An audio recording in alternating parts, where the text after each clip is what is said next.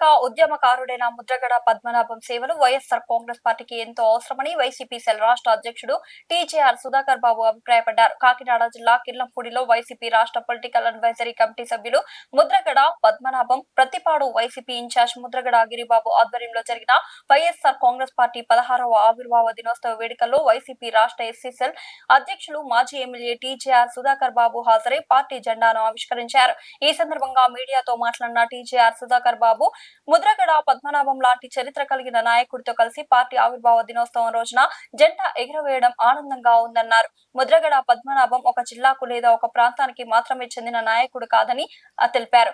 రాష్ట్ర రాజకీయాలపై స్పందిస్తూ అన్ని కులాలు, మతాలు, ప్రాంతాల మధ్య చిచ్చు పెడుతూ విభజన రాజకీయాలు చేయడం చంద్రబాబుకు అలవాటని విమర్శించారు. ప్రజలు అలాంటి రాజకీయాలను, వారి మాటలను తలక్రిందులుగా తపస్సు చేసినా నమ్మడం లేదని, అదే జగన్ ఒక మాట చెప్తే రాష్ట్ర ప్రజలు దాన్ని విశ్వసిస్తారని వ్యాఖ్యానించారు. జగన్ రాజకీయ సిద్ధాంతాలకు కట్టుబడి పాలన చేసే నాయకుడని ఈ సందర్భంగా తెలిపారు. రాబోయే రోజుల్లో జగన్మోహన్ రెడ్డిని సీఎం చేయడానికి తామందరం కృషి చేస్తామన్నారు.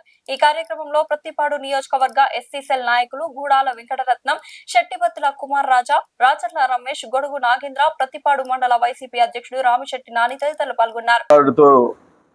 కలుసుకోవటం, వారి కార్యాలయంలో పార్టీ యొక్క జెండాను ఆవిష్కరించుకోవటం ఎంతో ఆనందకరమైన విషయం. ముద్రగడ్ గారు అంటే ఒక పేరు కాదు, అదొక బ్రాండ్. ఆయన ఒక కులానికో, ఒక ప్రాంతానికో, ఒక జిల్లాకో సంబంధించిన నాయకుడు కాదు. ఆయన ఒక సామాజిక ఉద్యమకారుడు. ఈ సమాజంలోని అణగారిన వర్గాల కోసం తన గళాన్ని విప్పి నిరంతరం పోరాటాలతో రాష్ట్ర రాజకీయ చరిత్రలో తనకంటూ ఒక సువర్ణమైన పేజీని రాసుకున్న చరిత్రకారుడు. అలాంటి చరిత్రకారులు సమాజాన్ని ప్రేమించేటోళ్ళు, సమాజంలోని అన్ని వర్గాలు, కులాలు బాగా ఉండాలనుకున్న వాళ్ళు ఈరోజు వైఎస్ జగన్మోహన్ రెడ్డి గారికి మద్దతు పలుకుతున్నారు. ఈరోజు మేము జ్ఞాపకం చేస్తాం.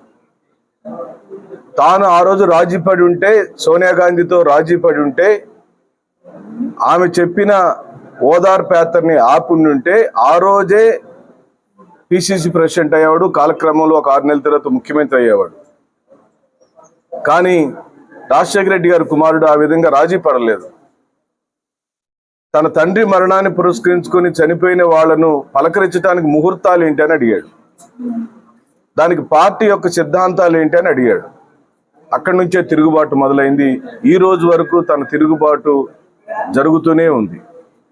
ఆయనకి వచ్చిన 5 సంవత్సరాల పరిపాలన కాలంలో ఓ 2 సంవత్సరాలు కోవిడ్ తీసేస్తే 3 సంవత్సరాలలో, ఆ 3 సంవత్సరాల్లో కూడా మొదటి 6 నెలలు, చివరి 6 నెలలు తీస్తే కేవలం జగన్మోహన్ రెడ్డి గారు పరిపాలించిన కాల పరిమితి 2 సంవత్సరాలు మాత్రమే మనవి చేస్తున్నాం.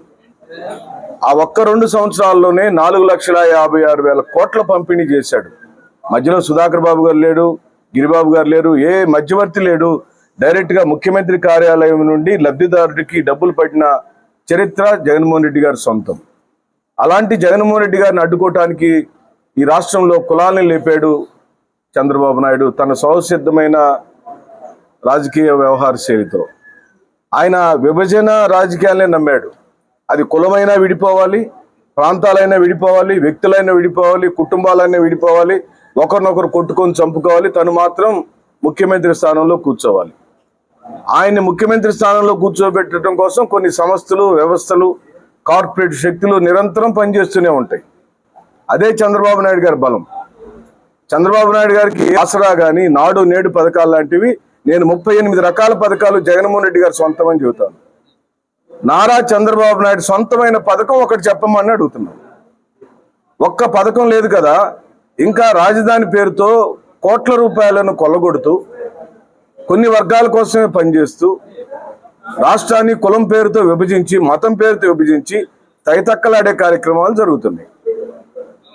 నేను సీనియర్ నాయకులు, ఉద్యమకారుడు, వారిని నేను మనస్ఫూర్తిగా మీడియా సాక్షిగా నేను అడుగుతున్నాను. మీరు మళ్ళీ మీ గళాన్ని విప్పాలి. మీరు ఈ రాష్ట్రంలో పర్యటించాలి. చెదిరిపోయిన వర్గాలన్నింటినీ కలపాలి, అణగారిన వర్గాలన్నింటినీ కలపాలి. మీ సిద్ధాంత బలాన్ని మరోమారు ఈ రాష్ట్రానికి చెప్పాలి. ఎందుకోసమనంటే మీ సిద్ధాంతాలన్నిటినీ ఒక చోట కూర్పుగా చేస్తే ఆయనే జగన్మోహన్ రెడ్డి. జగన్మోహన్ రెడ్డి గారి పంపిణీలో ఏ ఒక్క రోజు కులాన్ని చూడలేదు. పంపిణీలో రాజకీయాల ప్రస్తావన రాలేదు. పంపిణీలో పార్టీకి ఓట్లేసారా అలాంటి కార్యక్రమాలు చూడాలి. కానీ ఈ రోజున రాష్ట్రంలో ఏం జరుగుతుంది?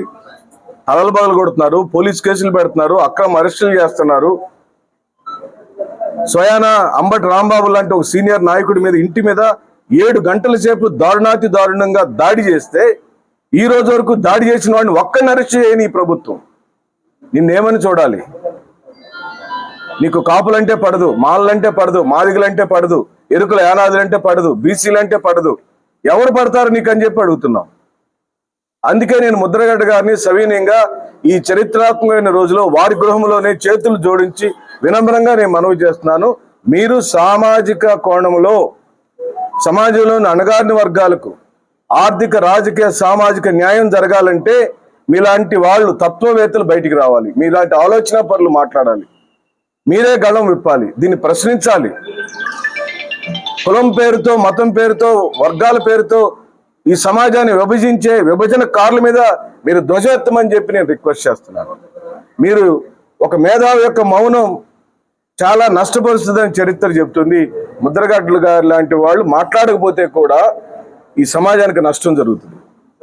మీరు మాట్లాడమని మీ కుమారుడి సంగతి ఈ నియోజకవర్గంలోని వైఎస్ఆర్ కాంగ్రెస్ పార్టీ కార్యకర్తలు, బీసీలు, ఎస్సీలు, ఎస్టీలు సంఘటితమై రేపు ఆయన గెలిపించుకునే బాధ్యత మేము భుజస్కంధాల మీద తీసుకుంటాం.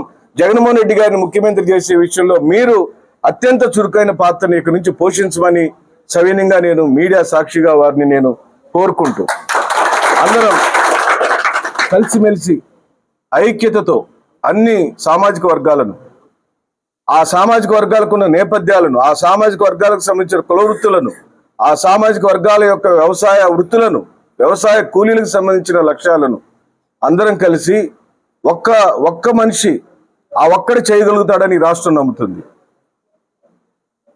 తల్లకిందులుగా తపస్సు చేసినా చంద్రబాబు నాయుడు మాటలు ఈ రాష్ట్రంలో నమ్మే ప్రసక్తి లేదు. కానీ జగన్మోహన్ రెడ్డి గారు ఒక మాట చెప్పాడంటే 6 100 106 మాట మీద నిలబడతాడు, చేసి చూపిస్తాడని ఆ కాలంలో చూపించాడు, రేపు చేయబోతాడని చెబుతూ సెలవు తీసుకుంటున్నాను.